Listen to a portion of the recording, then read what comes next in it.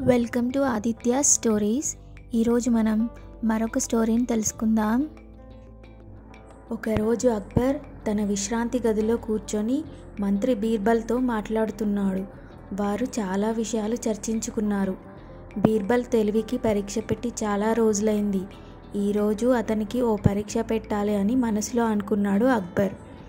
అనుకున్నదే తడవుగా, బీర్బల్, నువ్వు నన్ను ఈ గదిలోంచి ఒక్క నిమిషంలో బయటకు పంపగలవా అని అడిగాడు. బీర్బల్ రెప్పపాటు కాలం ఆలోచించి, రాజా, మిమ్మల్ని బయటకు పంపలేను. అయితే ఒక్కసారి మీరు బయటకు వెళ్తే మాత్రం నిమిషంలో లోపలికి తీసుకురాగలను అన్నాడు. అక్బర్కి ఇది కూడా చిత్రంగా అనిపించింది. సరే, నేను బయటకు వెళ్తాను, లోపలికి ఎలా తీసుకురాగలవో చూస్తాను అంటూ గదిలోంచి బయటకు వెళ్ళాడు అక్బర్. అలా గదిలోంచి వెళ్ళిన అక్బర్ని బీర్బల్ ఎంతసేపటికి లోపలికి పిలవలేదు. బీర్బల్ తాను అడిగినట్లే బయటకు పంపించాడని అప్పటికి అక్బర్కి అర్థమైంది. మరోసారి నీ తెలివిని నిరూపించుకున్నావు అంటూ బీర్బల్ని బహుమతులతో ముంచెత్తాడు అక్బర్.